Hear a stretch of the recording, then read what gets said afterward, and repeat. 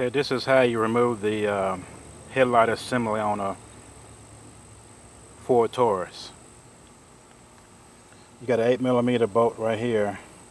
Then you have these two slots, one right here, one right here.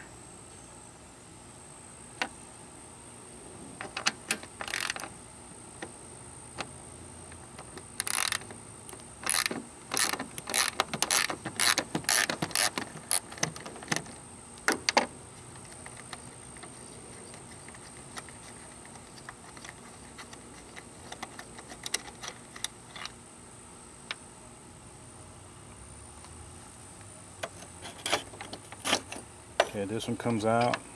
Come over here to this one.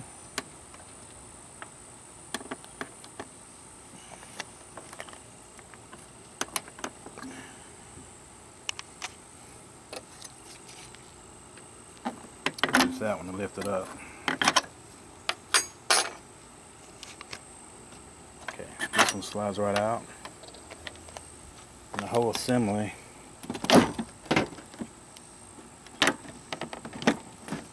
slides out just like that.